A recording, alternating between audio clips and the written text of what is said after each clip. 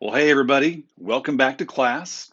And this is our Module 2 mini lecture video. Intellectual disabilities in children and adolescents is the topic of this module, and I hope that you're doing well. Hope that you are getting settled into the class. Now we're a couple of weeks in, and hopefully by now you kind of got a feel for basically how everything works. And I hope that you're really doing well. Just a word of reminder, this little mini lecture video really is just intended to kind of summarize and hit the high points of the lecture notes that I've provided for you that are listed in the module right after this video. So I hope that you won't just listen to the video. I hope that you'll go and also go through and look at the lecture notes. And my hope is that what we talk about right here will just kind of give you a little bit of an introduction, a little bit of a summary into what I give you in more detail and what our textbook gives you in more detail on the topic for this module, which is intellectual disabilities, or sometimes referred to as intellectual and developmental disorders, or sometimes IDD. Those are terms that we oftentimes hear. This is the first module of about 8 or 9 where we're going to get into some specific types of struggles or issues or problems that we sometimes see in children and in adolescents. Now, this is a good one to start with because I want to highlight this. This class obviously is called Problems of Children and Adolescents. But we know that kids oftentimes aren't the only ones who have problems. Adults can have problems too, right? And this area of disability and intellectual disability is a good example because not only do kids and adolescents struggle with or are diagnosed with intellectual disabilities, adults as well. So kids who have intellectual disabilities become adults who have intellectual disabilities, especially with this type of struggle. This is one of those struggles that normally people do not outgrow. Some of the things we're going to talk about a little bit later in this class, a child or a teen may struggle with in their developmental formative years, and then maybe they outgrow, and in adulthood they don't struggle with it. We'll talk about a few problems like learning disabilities and autism. And this is one where kids are identified as having intellectual disabilities, probably a lifelong condition in almost all situations. It's not a bad thing. It's just kind of the way it is. It's just the nature of the way this disorder works. So intellectual disabilities. When I was a kid growing up in the neighborhood that I grew up at a time, maybe you grew up in my generation. I grew up at a time we didn't have video games and the computer and the internet. And so my parents were believers in kids playing outside. Maybe you grew up in that environment. Maybe you have that rule with your kids now. And so I grew up running the neighborhood. The neighborhood that I grew up in was a very, very secluded kind of neighborhood at the edge of the town where I lived. And we knew everybody. And so what we would do basically all day after school on the weekends is we would kind of play and run in the neighborhood. And on the street that I grew up on was a long, long street with all kinds of houses. About 7 or 8 houses down, there was a family that had 3 boys. They were brothers and they were about my age. And they had a little sister. She was 3 or 4 years younger than me, and her name was Luana. And Luana was different. I can remember being, I don't know, 7 or 8 years old, 9 years old, and realizing that my friend's little sister had some kind of disability or handicap. She was very, very, very sweet and always wanted to come out and play with us. And when she was really little, her mother would not let her come out and play with us. But by the time we got to be about 10, 9, 10, 11, she started letting Luana come out and play with us. And I remember my mother trying to explain to me kind of what was wrong with Luana. I remember that some other neighborhood boys called her a retard one day. And her brothers, Luana's brothers, defended her and basically kind of got in a fight with this other kid who called her a retard. And I remember telling my mother that, and my mother correcting me and saying, "Don't ever call anyone that word. Luana is not a retard. She struggles with a mental disability." I remember she used the word mentally challenged. I think she may even told me that she is mentally retarded. But she said to me, don't ever refer to someone as being a retard or retarded. It's not polite. It's not correct. I was probably 10 or 11. And I remember my mother explaining to me Luana's condition like this. Maybe you've heard this kind of language. She said, Luana's just a few years younger than you. She's like 8, but she has the mind of a 3-year-old. Maybe you've heard language like that. Someone is 20, but they have the mind of a 9-year-old. They're an adult, but they have the mind of a child. That's not really the best way to describe someone with an intellectual disability, but it's kind of that's not that uncommon. And we hear that. I remember as a 9-year-old or 10-year-old kind of making sense in my mind that here was this neighbor of mine, this girl that hung out and played with us, and even though she was like 9 years old or 8 years old, emotionally and intellectually, mentally, she was like a small child. And that was kind of my first experience with what we used to refer to as mental retardation. Today, we refer to it as intellectual disability. And so that is the topic of this very first module number 2, where we're sort of looking at specific problems that kids struggle with, is intellectual disabilities. Intellectual disabilities have been around forever, but it really hasn't been until the last 50 years, which is not that long, 50 to 75 years, that we have really understood what is this thing called an intellectual disability. For many, until about 10 or 15 years ago, like I said, maybe you've heard of it referred to as mental retardation. And when I came into the field as an adult, as a young adult, when I got my graduate degree, when I entered the field as a counselor and a social worker, we still refer to people as having mental retardation. We try to stay away from the idea of calling someone mentally retarded. We saw that, and we still today see that as rude and inappropriate. But it was not inappropriate early in not that long ago, to refer to someone as having this diagnosis called mental retardation. And I discussed briefly in your lecture notes how we've moved away from that term mental retardation, and now the term that we use, a more appropriate term, more accurate term, is the term intellectual disability, or an intellectual and developmental disability or disorder, IDD. So if you've never heard that term before, or those initials, IDD, get familiar with those initials, because you'll hear them as you work in the field of social services over and over and over again. As I review with you in the notes, intellectual disabilities are complicated, but they have two primary symptoms. I'm going to use the word symptoms. They have two primary signs. There are two primary things we look for. If we're going to say that a child is intellectually disabled or has an intellectual disability, there are two things that we look for. Number one is a significant deficit in cognitive and intellectual functioning. Now that's complicated, but I try to describe for you a little bit about in the lecture notes, what is that? Our intellect, our cognition, is similar to our learning, but it really is just the way in which we process information in everyday living. It's the way we analyze information and recall information. It's very similar to learning, but it's different from learning. And so it's our intellect. So all of us have this thing called intellect. And what we see in an intellectual disability, as the name implies, is that people have a profound deficit. They have a shortfall. They are not on the intellectual or cognitive level that we would expect for them at their age. And we begin to evaluate that when kids are in school. So you may not realize it or not, but I was evaluated. You were too. It may not have been a formal test, but someone, your school teachers and mine, helped when you were in first grade, second grade, third grade, fourth grade, helped to determine and evaluate whether or not you were on task and on target intellectually when it comes to reading and problem solving and reasoning and math and all those kind of things, right? You may have been a little slower learning wise, like with a learning disability. We'll talk more about that a little bit later this semester.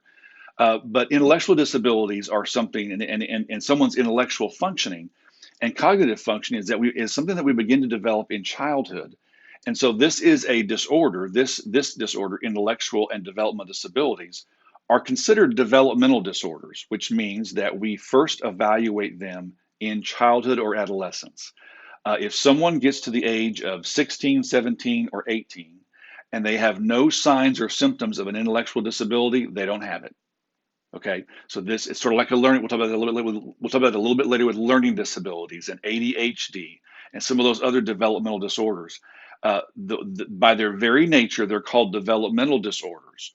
And what that word developmental means is that we have to begin seeing the signs and symptoms in childhood and or adolescence, and in most cases, it's childhood. So that's true for intellectual disability. So the first symptom we look for is a profound, significant deficit, a shortcoming in intellectual and cognitive functioning. And what we do is we evaluate that through formal testing and assessment. Now that's complicated, and I give you a little bit of an overview of kind of how that traditionally kind of looks. But one of the basic ways to understand intellectual disability is that we evaluate it first through what we call a formal IQ test.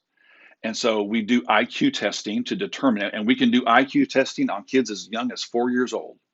And we can look and determine their level of functioning when it comes to intellect and cognition and memory and problem solving and reasoning and abstract thinking. All those things come into play in what we call our intellect. So what we see when we do an IQ test is this. It's really, really simple. There's two numbers I want you to grab onto. A person of average intelligence. So if you are a 14-year-old and intellectually and cognitively, you are right where you should be as a 14-year-old. You are a typical average 14-year-old. You're not slow, you're not super gifted, you're just right in the middle as a 14-year-old. That was you. Your IQ score would be about 100. So the score 100 on an IQ test means average and typical. And people sometimes are in the 90s, sometimes people are a little bit over 100, but the range is about 90 to 110. Average is 100. So what score do we look for on an IQ test where we say, you know what, if someone scores at that level, that means that they not only are below 100, they really are significantly below 100. And that score is the number 70. So one of the first things we do to identify and to diagnose an intellectual disability is we do an intellectual assessment. And we look for an IQ score of 70 or below. And so again, if this was an assessment skills class, we could talk a lot more about, well, how do we do IQ testing? What do we look for? And how do we score? And so how would we score an IQ test? That's a whole nother story for a whole nother class. But for this class, when you're understanding intellectual disabilities, I want you to remember the number 70. That's a key number because the number 70 is the cutoff. If someone scores higher than 70, they do not have an intellectual disability. They may have a learning disability or something similar to that, but they do not have an intellectual disability. If they are 70 or below, that's the first thing we look for. Then the second thing we look for is behavioral deficits. So what we call deficits in adaptive behavior. And I give you some information about what that is. So it's not just a score on a test that helps us to determine this diagnosis. It's a score on a test that hopefully objectively evaluates someone's intellectual cognitive functioning. But then also, too, it looks at their everyday living abilities. So things like self-care, things like are they able to reason well enough to where they don't put themselves in trouble? Are they able to care for themselves as far as hygiene and bathing and going to the bathroom? You know, if they're 9 years old, for example, a 9-year-old ought to be able to take a shower by themselves, go to the restroom by themselves, ought to know how to tie their own shoes.